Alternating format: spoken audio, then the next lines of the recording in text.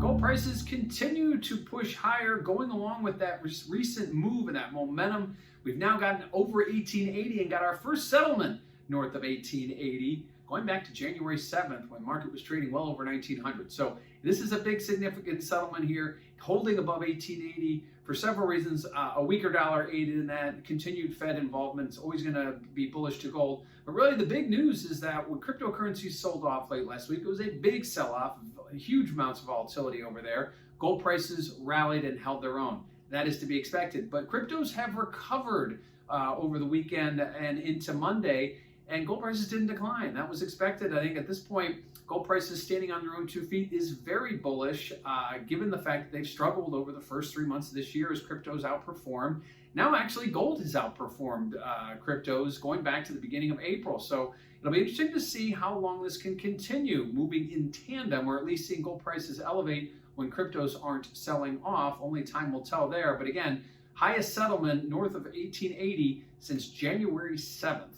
Of this year. Now, what does that mean to volatility? Well, if you check out that CVol index over at cmegroup.com, you'll notice that as prices have risen, volatility is starting to go down. And historically, we see higher gold prices. That usually means higher volatility. But given that we've seen this trend over the last month and a half, we're now seeing the trend as our friend.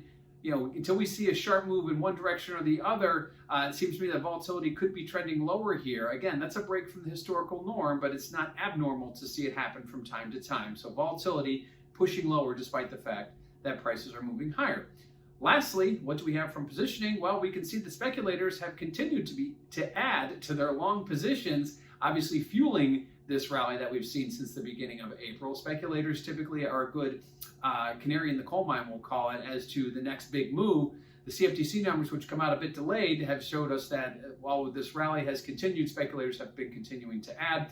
If we do start to see a turn in the market, you can probably suspect that speculators are the first ones to throw in the towel, so to speak, when it comes to gold. So at this point, speculators not doing that; they're holding onto their longs and actually adding to them as prices continue to rise.